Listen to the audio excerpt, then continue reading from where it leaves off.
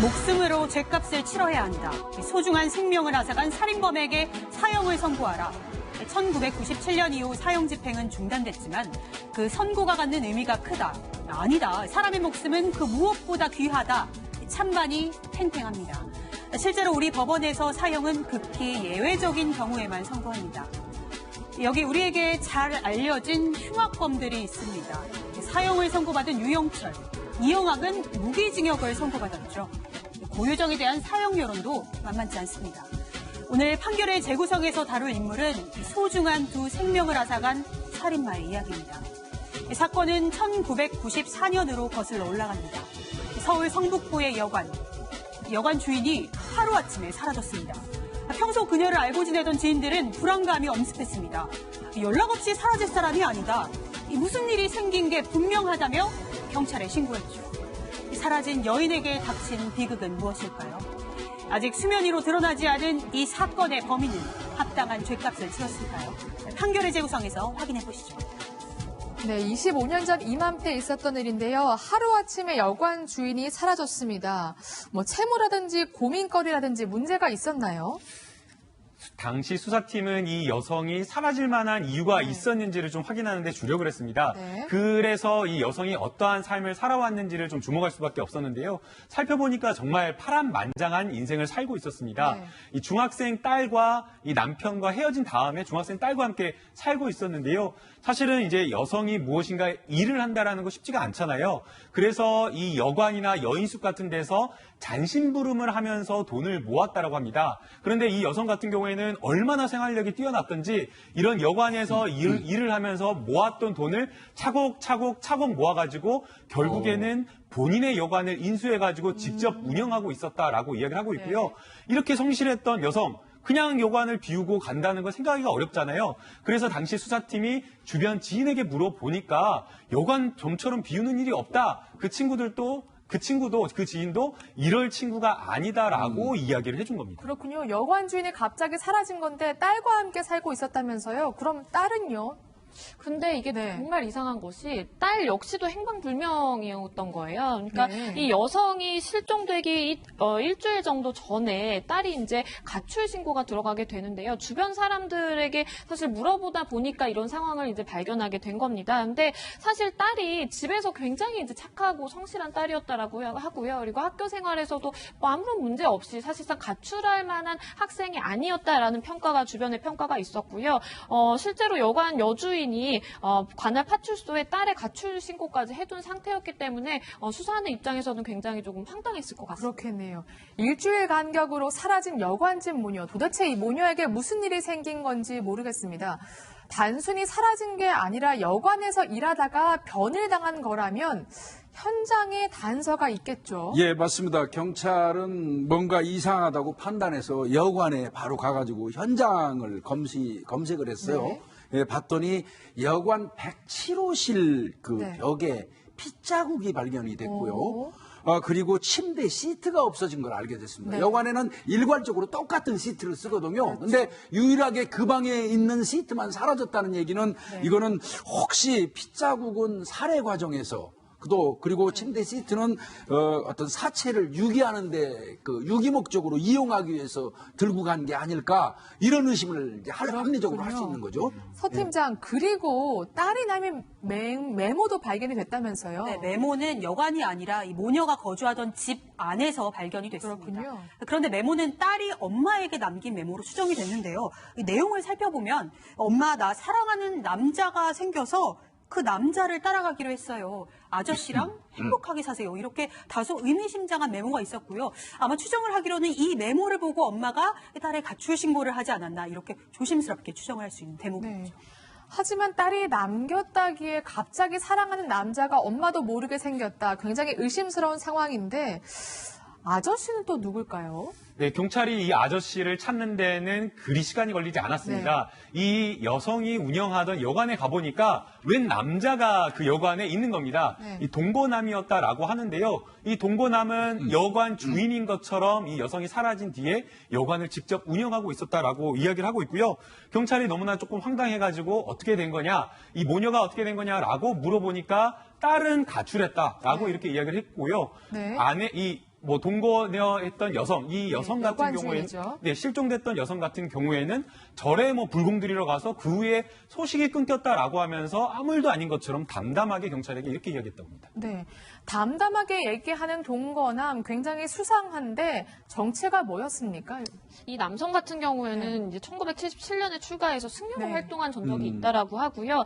1984년에는 승적이 이제 박탈이 됐는데 그 이후에는 떠돌아다니면서 생계를 해결해야 되는 처지에 놓였었다라고 합니다. 그 이후에 이제 철학관을 열어서 생계를 유지를 했는데 아내도 있었고요. 아이도 3명이 있었습니다. 그래서 그래요? 사실 이 남성과 여관 여주인 사이에서는 1993년에 이제 처음 알게 되는 일이 있었는데 그 이후에도 이제 이 여성 여관 여주인에게 이제 접근을 하면서 관상이 굉장히 좋다라면서 이제 접근을 하게 되고 그 이후에 실제로 동거까지 하게 되면서 본인이 운영하던 이 철학관을 접고 이 여관 여주인의 집으로 들어오게 됐다라고 합니다.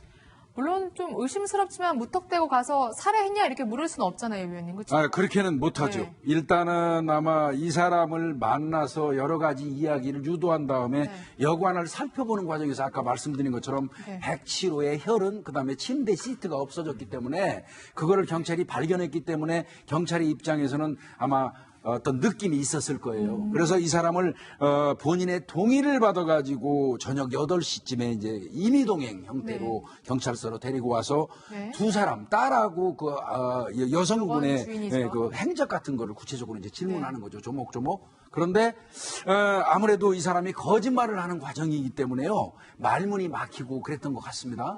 그때마다 이 사람은 연부를 외우면서 네.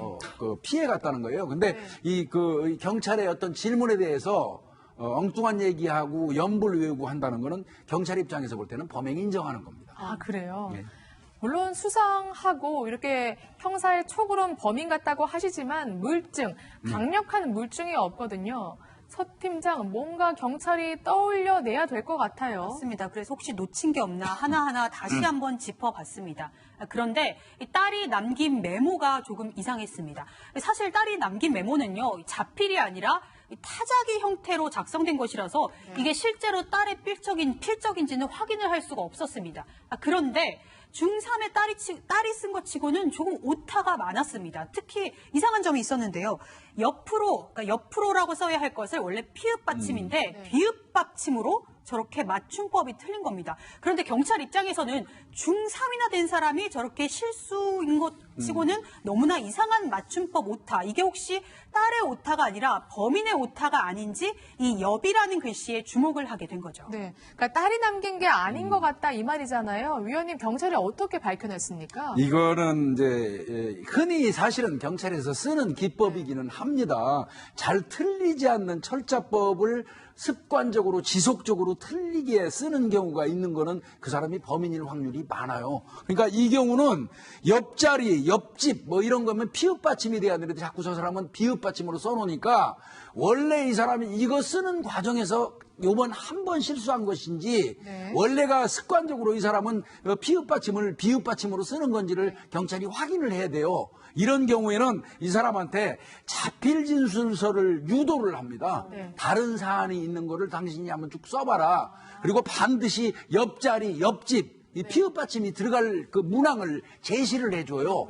그러면 이 사람이 이제 그거에 대해서 쭉 쓰는데 여전히 비읍 받침으로 쓴다면 이거는 타자기로 작성을 했어도 이 사람이 작성했을 가능성이 농후한 거죠. 그렇군요. 그래서 이 성 씨가 옆자를 비읍 받침의 엽으로 쓰게 됩니다. 그래서 경찰이 용의자구나, 이 범인이구나 확신을 하게 되는데 사실 이것만으로 부족하잖아요. 보다 명확한 득접 증거 혹은 정황 증거가 있어야 할 것 같아요. 네, 그래서 경찰은 추가 수사를 이어나갈 수밖에 없었고요. 중3 딸의 실종에 무엇인가 의심되는 정황이 있었기 때문에 당연히 경찰로서는 이 여주인의 이 실종 당일날에 대한 것도 물을 수밖에 없었습니다. 그래서 실종 당일날 뭐 했느냐라고 물어보니까 이 피고인 같은 경우에는 당시에 뭐 경동시장에 장을 보러 갔다라는 이런 이야기를 하는 겁니다. 그러나 경찰로서는 이 이야기를 그대로 믿을 수가 없었고요. 그럼 한번 소지품 좀 잠깐 살펴볼 수 있을까요? 하면서 소지품을 살펴봤는데 영수증이 딱 하나 나온 겁니다.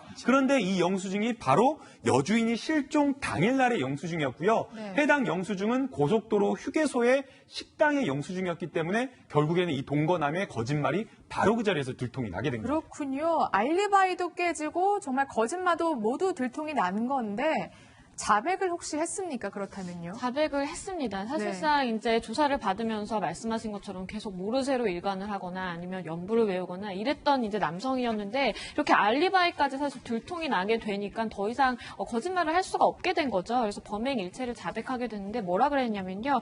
사실상 모녀는 가출하거나 불공을 들이러 간 것이 아니라 내가 살해하고 안매장했다라는 무시무시한 얘기를 하게 됩니다. 네. 근데 사실 모녀가 정말 사라진 게 아니라 돌아올 수 없었던 건데 시신이 그렇게 끔찍했다면서요. 네, 당시에 사건을 수사한 경찰의 네. 증언에 따르면 경찰은 이렇게 이야기를 합니다. 모녀의 사체를 발굴하던 순간이 잊혀지지가 않는다. 사실 너무 잘 아시겠지만 위원님께서도 잘 아시겠지만 강력반 생활을 오래 하면은 정말 잔혹하고 끔찍한 광경들을 많이 봐와서 무뎌졌겠지라고 싶었는데도 이 광경만큼은 너무나 잔혹했다고 합니다. 안매장이 된 상태였는데 두 모녀의 시신은 너무나 잔혹하게 훼손이 되어 있었습니다. 그렇군요. 이 범인 성 씨는 이 시신들이 안매장에서 발굴될 때도 대비한 것으로 보였는데요. 시신의 신원을 전혀 알아볼 수 없도록 이 지문과 얼굴도 훼손된 상태였습니다. 네.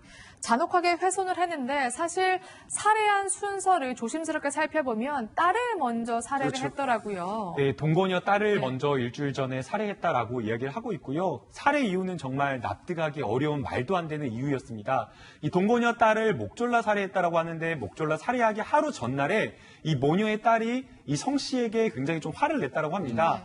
평소에 어머니하고 다투는 모습을 보고 왜 엄마를 괴롭히느냐? 엄마 그만 괴롭히고 이제는 그만 좀 이 여관에서 나가달라라고 이렇게 이야기를 한 겁니다. 여기에 대해서 이 피고인 성 씨가 격분을 해서 새벽에 딸을 목졸라 살해를 했다라고 하는데 너무나 정말 안타깝다라고 생각이 듭니다. 네. 그 이후에 성 씨는 이제 여관 주인도 살해를 하게 되는데 재산도 없이 남자 구실도 못하는데 어떻게 당신이 믿고 사느냐 이 말에 격분해서 살해를 하고 안매장했다고 진술을 했습니다. 근데 사실 피해자는 말이 없다고 다 지금 성 씨의 진술인 거잖아요, 위원님. 예, 맞습니다. 어떻게 보십니까? 요거는 네. 나중에 이제 그 재판 과정에서 일정 부분 좀 받아들여지는 것 같아요. 네. 이 사람이 교통사고로 어떤 성적 불능 상태에 빠진 거는 사실이었던 것 같습니다. 네. 그래서 이제 뭐 그 부분은 일정 부분 받아들여지는데 그거보다는 경찰에서 보는 거는요. 네. 흔히 알고 있던 내용하고는 달리 이 여성분한테는 다른 부동산, 수억 원대의 부동산이 또 있었던 거예요. 그래서 이 사람은 이 재산을 노리고 이 두 사람을 살해한 게 그게 아닌가 경찰은 그렇게 본 겁니다. 그렇군요. 일단 재판에 넘겨지게 됐습니다. 두 사람을 잔혹하게 살해하고 시신까지 유기한 이 남성. 처벌은 그러면 어떻게 됐나요? 이렇게 극악무도한 네. 살인을 저지른 남성에게 사형이 선고가 됐습니다. 법원의 판단을 조금 보면요. 일단은 죄질이 굉장히 나쁘다라고 판단을 했습니다. 물론 이 남성이 뭐 교통사고 후유증으로 신체적 장애에 대한 이제 모멸감으로 내가 살해를 하게 됐다라고 진술을 하기는 했지만 그렇게 그러한 이유로 살해가 정당화되는 될 수는 없는 것뿐만 아니라 실질적으로 살해를 하고 굉장히 잔혹하게 시신을 유기하고 훼손했기 때문에 그 부분에 있어서 죄질이 굉장히 불량하다라고 판단이 됐고요.